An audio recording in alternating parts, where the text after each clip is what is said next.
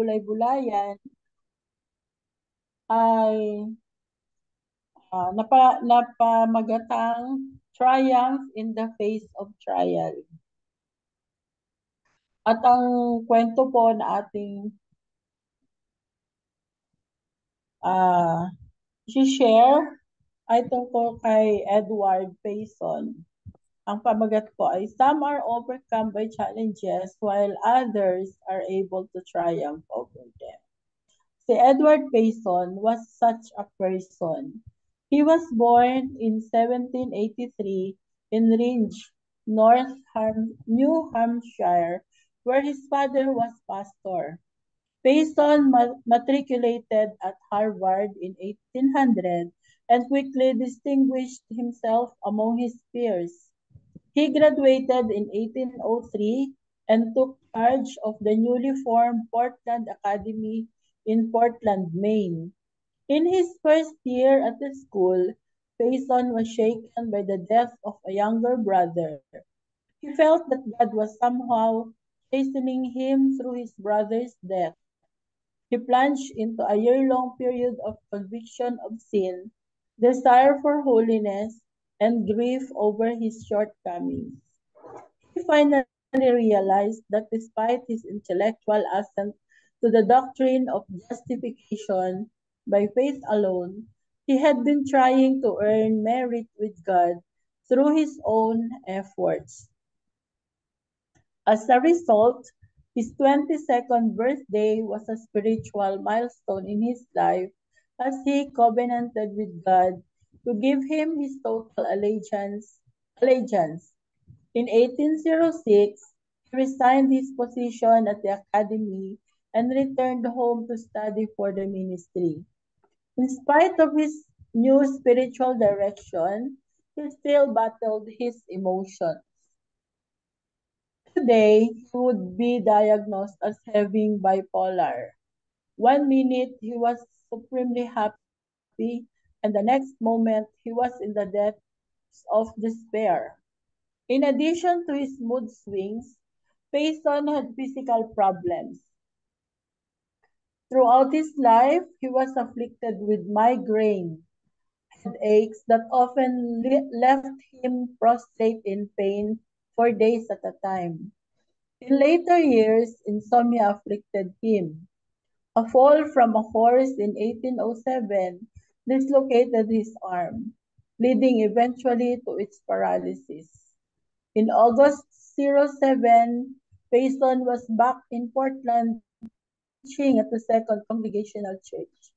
He accepted the call as assistant pastor and stayed at the church for the rest of his life. In his first year at the church, he married Louisa Shipman. They had 8 children, including Elizabeth Payson Prentice, who became a hymn writer, authoring More Love to Thee, O Christ, and many others. Soon after Payson began his work at the church, he developed tuberculosis and nearly died, but he recuperated enough to continue his ministry, and almost immediately revival began at the church. His first year, 29, came to Christ, then 42 for the 2 years in a row. In 1811, the senior pastor retired and Payson, then 28, became pastor. God richly blessed his ministry, and for the rest of his life, the church averaged 25 conversions a year, with 79 in the year of his death. At the age of 44, Payson's body gave out. His paralysis spread to other parts of his body, and he was often in acute pain. He and those around him knew he was dying, yet in spite of the discomfort, his joy was intense.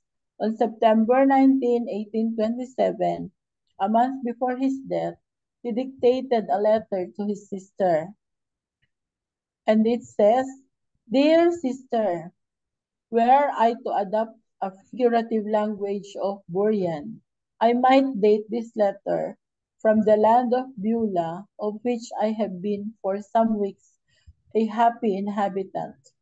The celestial city is in full view. Its glories beam upon me, its breezes fan me, and its spirit is breathed into my heart. Nothing separates me from it but the river of death, which now appears but an insignificant thrill that may be crossed at a single step whenever God shall give permission. The sun of righteousness has been gradually drawing nearer and nearer, appearing larger and brighter as he approached, and now fills the whole hemisphere, pouring forth a flood of glory. And now, my dear sister, farewell. Hold in your Christian course but a few days longer, and you will meet in heaven. Your happy and affectionate brother, Edward Payson. Ayun, doon po sa buhay ni Payson, nakita natin kung paano siya naglingkod sa Panginoon. Despite doon sa first part ng story na hindi pa siya naniwala doon sa ano ng Panginoon. But ang paniwala niya nung una is through his words, good deeds, ganyan. Pero after that, nung nag-birthday nga siya, ah, nagkaroon siya ng experience with the Lord at doon siya nag-umpisa sa kanyang ministry. And kahit may mga physical ailments siya, kahit may mga sakit siya, may mga karamdaman or uh, he was physically unfit dun dapat sa mga gawain sa ministry, he still had that heart to continue working for the Lord at marami nga yung mga taong sumunod sa Panginoon sa pamamagitan ng kanyang buhay. Marami siyang na-inspire. So ito po yung ating reflection today. Do you have physical problems, mental problems, emotional problems? If you haven't experienced any of them yet, you probably will in the future. God doesn't grant us exemption from problems any more than He did with Edward Payson, but He can enable us to look past them to the glory that lies ahead for the believer. Ayun. Nagkaroon na po ba tayo sa reflection po natin at sharing, ah, ito ang tanong sa atin. Nagkaroon na ba tayo ng physical problems o meron ba tayo mga physical problems, may mga sakit, may mga karamdaman, or mental problems, may anxiety, may mga troubles na ano sa ating mga kaisipan, emotional, may mga kalungkutan ba tayo nararamdaman or anumang problema. Kung wala pa naman, ay hindi tayo excuse sa mga ito. Siguro hindi naman sa hinihingi ano po, pero bilang tao ay mararanasan natin ang mga ganitong mga pangyayari sa buhay. Tulad nga ni Edward Payson. Pero yun nga, uh, God enables us to look past them to the glory that lies ahead for us. Tulad nga dun sa kanta kanina na pinakinggan natin, kahit nandun na tayo nandyan ang Panginoon na buhay para sa atin. So, ano man ang mga problema na dadating sa atin, kung wala pa nga sa ngayon, ay buhay ang ating Panginoon at yun ang ating pinananampalatayanan. So ngayon po, magkaroon tayo ng sharing. Mag-unmute lang po tayo kung may gustong mag-share para po marinig natin ang ating mga karanasan in serving our risen Lord. Sige po. Okay na po tayo. Pwede po tayo mag-unmute kung ready po tayo mag-share. Thank you po.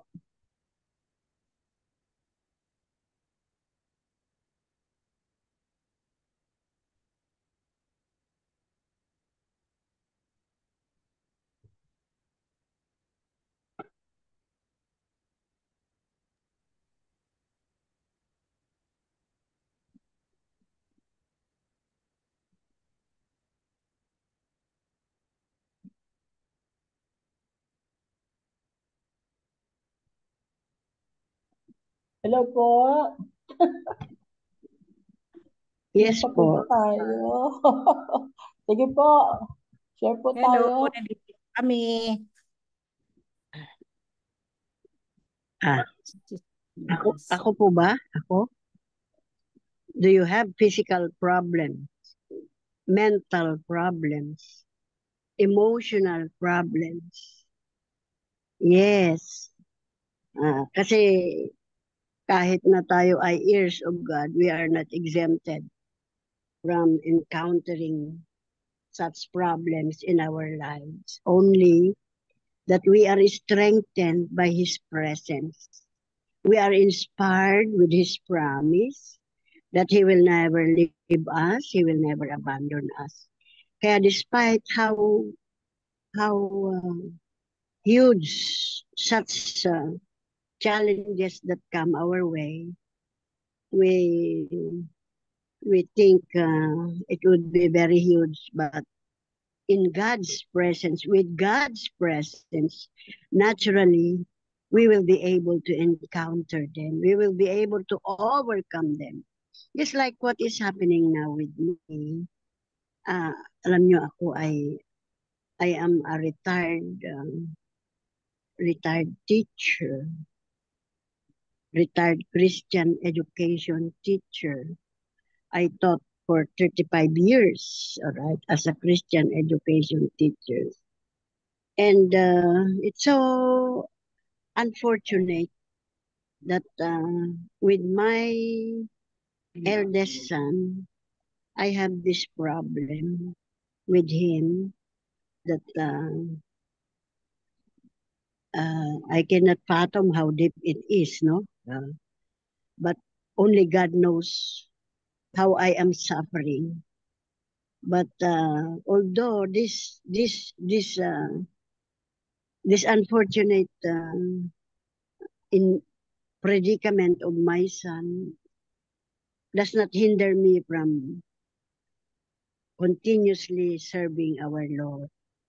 Rather, it serves as an inspiration for me to continue going on because here we could see the bright side of it, although I should be taught that it is negative, but rather it is turning out to be a better one so that we could always feel the presence of God in us.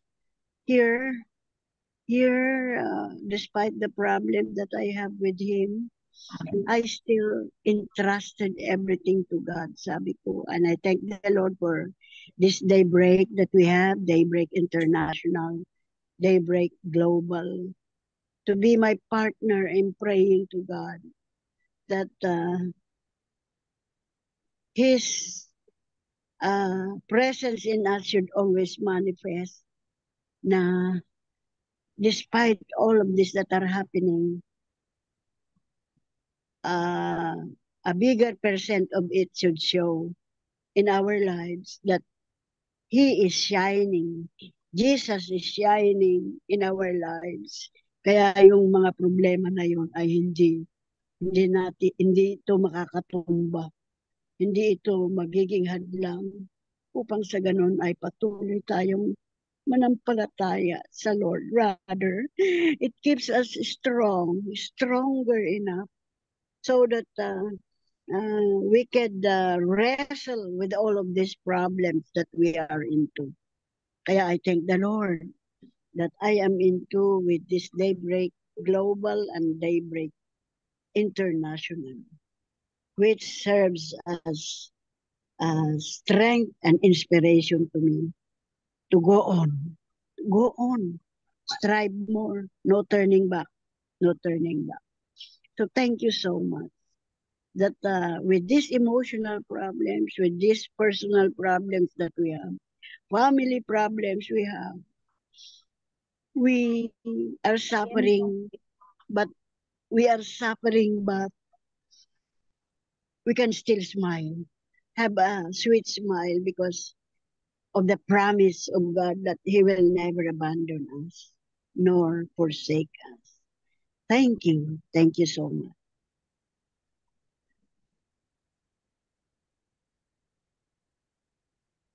po. Thank you po. Sino pa po ang gusto mag-share? Ako Open po, po Tito tayo. Nes. Sige po. Naririnig niyo ako? Am I loud and clear? Wala lang ako wala lang akong ano tawag dito? Wala lang akong video. Camera. Nasa isla ako ng Pilipinas. So, I hope I'm loud and clear. Good morning, everyone sa taga UK. I miss you guys. Good afternoon sa Philippines. And praise God. Gusto ko lang si-share yung ano natin sa devotion natin ngayon. Di ba kahit anong healthy eating tayo, healthy, we are so conscious of what we eat, of what we do. But then again, you know, our life in here, dumadaan lang tayo dito. And then, this is not our home. Heaven is our home. Di ba si Paul sabi niya, I can go to Jesus, but then again, because he's thinking about his brothers and sisters, sabi niya, I still want to stay. So, meron siyang choice na mag-stay siya, mag-benefit pa yung mga brothers and sisters niya. Our life in this world, promise ni Lord sa Psalm 121, He takes control of our life. So, kahit ano pang gagawin natin, strive tayo, ganito, we pray. But God is in control, di ba? Sabi, tama si Ate Conchita, He will never forsake us. He will never leave us. While we still here on earth, walang magbabato na, our life will end. And walang magbabato, di ba? Jesus died for eternal life. Our body is broken. Ito yung mga body na, physical body natin. But our spirit is in line with God's spirit. That is the promise. Ng promise ni Lord sa atin. While we're still here, we make sure that our life impact other people, especially sa family natin, sa community, sa church. And then when our time comes, which only the Lord holds our life, that's the time that we will rejoice. Human nature will be sad, we will be crying because they don't understand. But as a believer, as a Christian, we will rejoice because we will be in heaven. We will be with Jesus. We will be with the choir singing Hosanna in the highest with our Lord Jesus Christ. So we have to be thankful. Ate Conchita said that we are so blessed we are in this platform because we prayed for each other. We pray for other people. God knows what's in our heart. God knows what's our, kung anong patutunguhan natin kung saan tayo pupunta. So that's why the way we live, it's God's will through God's grace and God's mercy. So before we go sleep during the night, we pray to the Lord because we don't know if we're gonna be still breathing the next day. We are so blessed that we wake up this morning. Ate Finet said this before. Every gising is a blessing, which is true because some other people did not wake up today. So we are so blessed that we are so thankful and grateful that God give us this life. It's only Him. We have to surrender our life to Him, and He is the only one knows when this life here on earth will end. So our life every day, we surrender it to Him. We offer it to Him, our life. So live our life with His grace and mercy that always the blessing chases us all around. So whatever circumstance we have in life, let's say may mga sakit tayo, may mga problema tayo, may mental health na problema tayo, surrender it to Him because Jesus said, "Come to me, all of you who are heavy laden, and I will give you rest. For my yoke is easy and my burden is light." So who is the one we need every day? Is Jesus. So praise God and hallelujah. Good morning, everybody in UK, and good afternoon here in the Philippines. Amen and amen. Thank you po. Thank you Here for po. share. Let me share. Opo, share po po. Good afternoon po. Pwede po ako mag-share. Sige po, go on po, sister. I'm Annalisa po Magdayaw. Nandito po ako sa Singapore. So, nakaka-amaze po yung mga testimonies po ng ating mga, hindi ko po alam kung sino po yung mga nag-testimonies, mga pastors po ba sila, o basta po mga kapatid natin kay Kristo na nandito po sa group.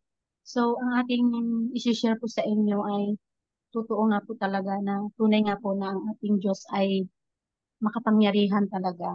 So tayo mga anak niya ay nakakaranas ng iba't ibang mga pagsubok sa buhay dahil tayo po ay normal na tao. Kaya naramdaman po natin yan. So sa akin po, year, uh, matagal na po ito, 1993, nung nagkaroon po ako ng bukol sa aking kanang dibdib na, na tinatawag na cyst. So, kailangan na po siyang operahan at naka-schedule na po ako na operahan. So, nung schedule, nung araw ng aking, ng schedule na ako ay uoperahan, hindi po ako pumunta ng hospital. Hindi po ako pumunta ng hospital, kundi pumunta po ako sa simbahan, pumunta po ako sa mag-asawang pastor, at doon ko sinabi sa kanila na araw na ngayon ay operahan ako sa aking dibdib. So sabi ko, ayoko pumunta ng hospital dahil gusto kong mag-miracle ang Lord sa buhay ko. Mag-pray lang po tayo. Sabi kong ganon. Grabe yung faith ko that time. At alam niyo po ba na after namin mag-pray ay nawala po talaga yung bukol sa aking dibdib. Praise Kaya God. yan po yung talagang sinasabi ng Panginoon na meron po tayong pananampalataya na kahit kasing liit lang ng buto ng mustasa ay talagang grabe po talaga ang magagawa. Kaya salamat po talaga sa Panginoon dahil hindi po ako naoperahan. At pangalawa po, meron po akong toxic goiter na yung bukol ng yung goiter ko ay sa loob po. Napakadelikado po yon at mataas na po yung T3, T4 ko. Wala po akong ginawa. Ang ginawa ko po pala nung time na yon ay nag 40 days prayer and fasting po ako. Sa gabi lang po ako nagpa-fasting with prayer, and then pagka umaga bago mag-break ay nagwo-workout po ako, nagja-jogging po ako, yung ganon. And then sabi ko sa Panginoon, Lord, kung talagang gamitin mo ako, pakita mo sa akin, Lord, na talagang papagalingin mo ako. So after 40 days ay pumunta po agad ako sa laboratory at nagpa-check po ako ng T3, T4. T3, T4. At ano ba yun? T3, T4. So praise God talaga, talagang buhay po ang ating Panginoon kasi naging normal po talaga ang aking ang ano ko yung T3, T4 at wala na po ako ngayon wala na po akong tawag yan, thyroid, ano ba tawag yan, yung thyroid, wala na po akong ganon. Wala na po akong goiter. Talagang pinagaling na po ako ng Lord kasi that time, yung napakabata ko pa po, yung age ko ay nasa 20, siguro, I think nasa 25 years old. Pero yung mukha ko ay parang nasa 60 years old. Sobrang payatot. Konting kilos ko lang talaga that time ay talagang hinihingal na ako. Madali akong mapagod. Pero thanks God talaga dahil pinagaling niya ako. So, bye ma'am. So ngayon ay talagang praise God, binalik ng Lord yung aking yung aking health na malusog at yung 60 years old ako dati ngayon ay binalik niya na yung kumbaga ba, yung pasas dati ay naging mansanas ngayon. Kaya talagang sa Diyos ang papuri Amen, talaga. amen. So, glory to God Praise po. God. Praise God Thank po. you. Salamat po. Salamat po, sis. Opo. Meron pa po ba? May time pa naman tayo, Ate Vinette. Yes po, sige po. Ayan. Sige po. More sharing Marami pa po po. tayong More po. time. Sige po. Kung sino pa po ang gusto mag-share, go on po.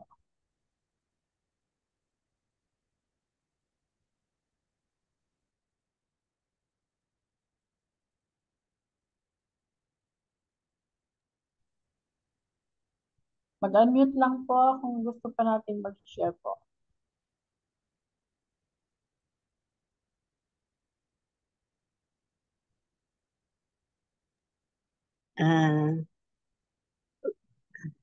I hope you'll give me the chance after listening sa ating kapatid na nagsalita. I remember when I was right after I was graduating in college in Wesleyan College sa Cabanatuan City. Yun ang eskwelahan ng mga Methodista kasi yung tatang ko ay pastor kaya doon ako dinala. I was graduating. Kaya yun, I underwent yung mga sinasabi ng ating kapatid na T3, T4 like that. I was already scheduled to be operated on by the courtesy of my professor, Rodolfo. I cannot, yeah. Yung aking professor ay kaibigan niya yung director ng ospital, si Dr. Gatmaitan ng Cabanatuan City Hospital. Kaya I was already scheduled for the operation. Pero before the schedule, a month before, I underwent yung pag-take ng mga gamot sa mga ano na yan, sa goiter na yan. Pero nung I was already scheduled to a day before of the operation, I went to the doctor and then have me check. Kasi nakahanda na yung mga dugo na just in case I need dugo na isalin sa akin. Yung aking brother was already ready with that, ganon. So nung chinek up ako ng doktor, nagulat siya. Sabi niya, hey, sabi niya, nawala. Kasi yun ay sinamahan ko din ng panalangin, siyempre, panalangin, na the Lord will take good care of me along with religiously, I took the advice of the doctor na uminom ng gamot. Iodine. Oh. Okay, kaya yun, nagulat ako dito sa narinig ko kanina. Ganun din, I underwent like that. Hindi ako na-opera, but look here, gumaling ako.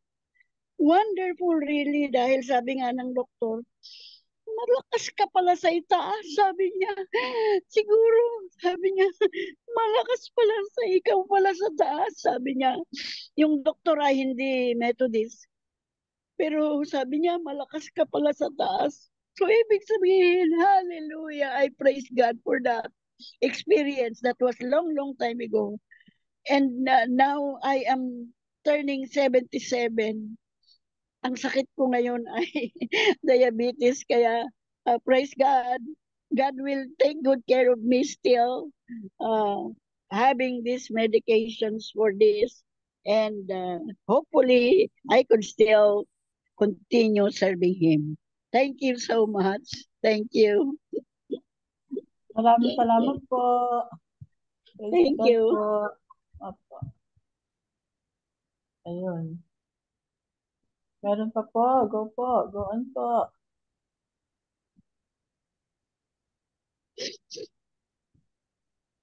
Sige po, baka isa na lang po para po may prayer, may time po tayo para sa ating prayer blast. So, isa pa po, isang pwede po mag-share, isa pa ulit ma-accommodate po natin ng isa pang testimony. Sige po. Thank you po.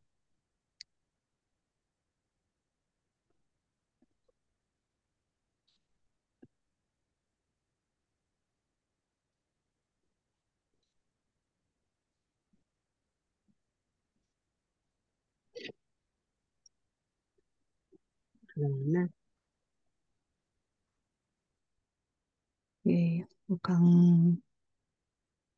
Mukhang wala na po yata. Wala na.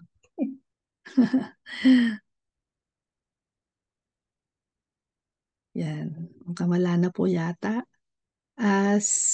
Sister Deaconess Lisa, tuloy-tuloy na po ba sa prayers o meron pa po kayong panghuli? Okay. Diretso na po natin. Okay, so praise God. Maraming salamat po mga kapatid sa napaka-powerful na mga sharing and reflection and testimonies, especially sa mga yung ginawa, supernatural work ng Panginoon sa ating buhay as we go through different challenges in life. And thank you, Jack Lisa, for this powerful sharing and leading us po. So, sige po mga kapatid, in the spirit of thanksgiving, in the spirit of prayer and worship, let us now proceed sa atin pong prayer blast po and benediction.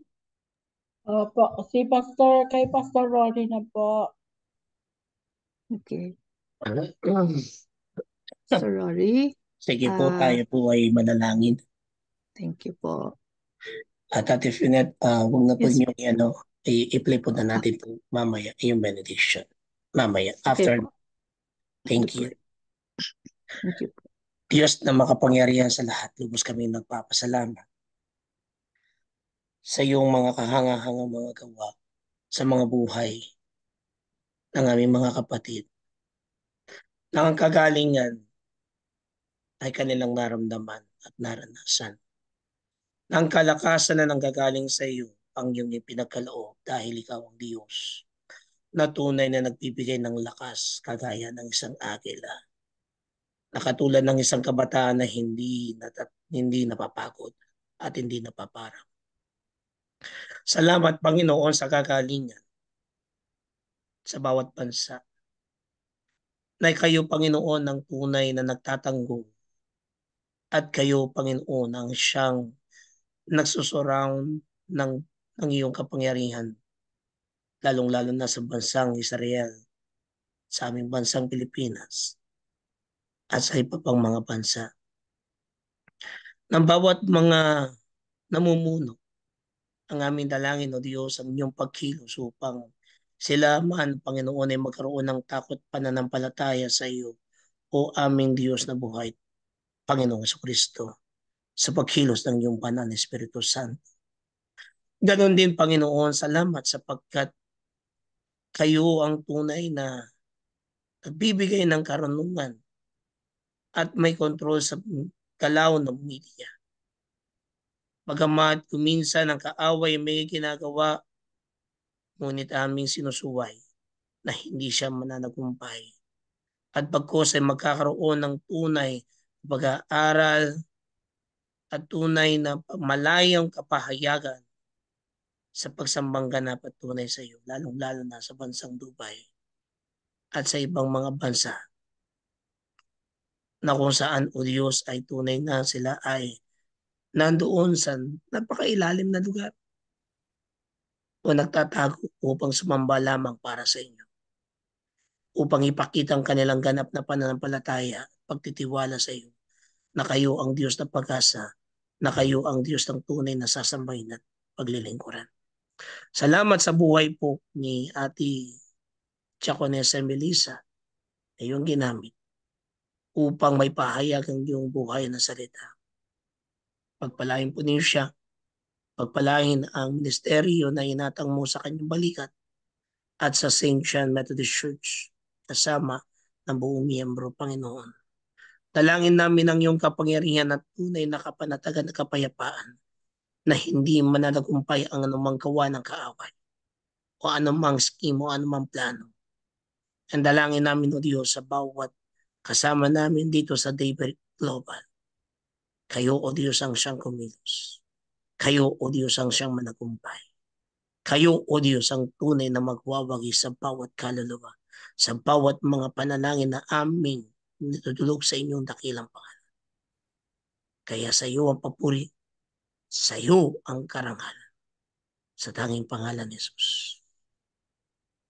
Amen at amen. Tanggapin po natin ang benediksyon ng Diyos Ama, Anak, at Espiritu Santo.